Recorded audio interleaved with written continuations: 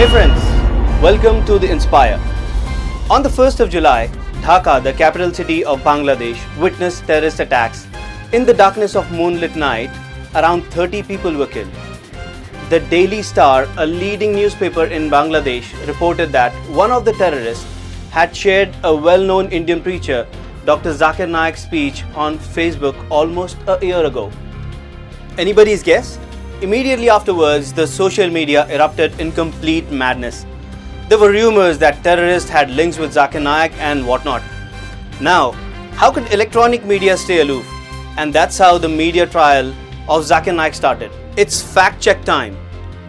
It is said that Zakir Naik has inspired the terrorists not just in Bangladesh but worldwide. They pay for the guns and the mercenaries and the suicide bombers. And now that it has been proved that he inspired the terrorist strike in Dhaka, we don't know where to look.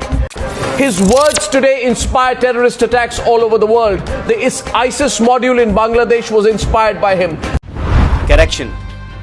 The Bangladeshi newspaper, the Daily Star, has clarified that it never said that the terrorists were inspired by Zakir Naik.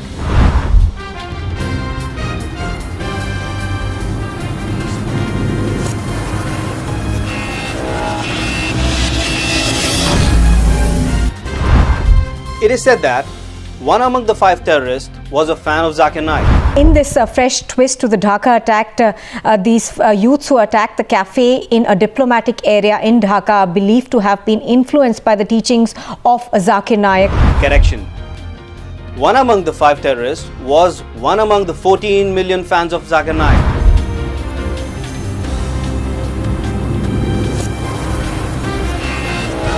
Of course, out of these 14 million, there could be a few black sheep as well.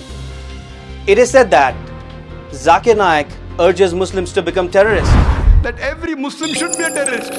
Correction. The statement is used out of context. Let's hear what he has exactly said. If a criminal sees a policeman, he's terrified.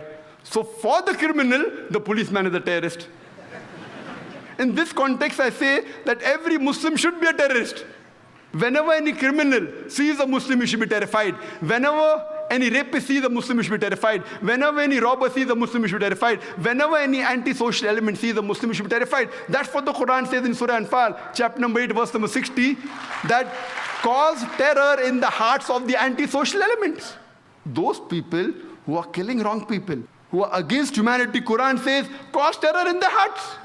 I know that commonly the word terrorist means terrorizing innocent human beings. In this context, no Muslim should ever terrorize any innocent human being. It is prohibited in Islam. We may find a problem with the way he spoke and the kind of example he gives, but his intention is very clear. He is nowhere instigating people to take up arms and terrorize innocent civilians. It is said that Zakir Naik supports Islamic State. The ISIS module in Bangladesh was inspired by him. Correction. Zakir Naik calls ISIS an anti-Islamic state.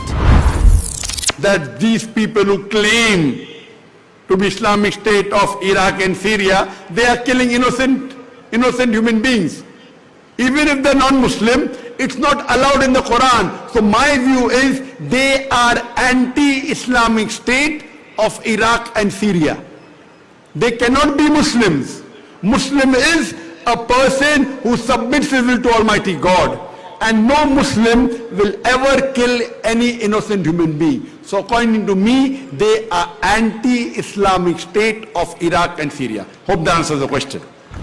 So to conclude, we might not agree with all the views of Zakir Naik, but that does not make him a sympathizer of ISIS or any terrorist outfit for that matter.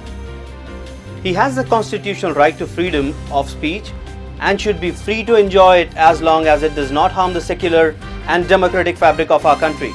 Secondly, media must start behaving in a more sensible and responsible manner. Making sweeping statements and spreading rumors will only cause further damage to its own image.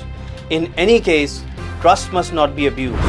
Quran clearly mentions in Surah Maida, chapter number 5, verse number 32, that if anyone kills any other human being, whether it be a Muslim or non-Muslim, unless it be for murder or for spreading corruption in the land, it is as though he has killed the whole of humanity.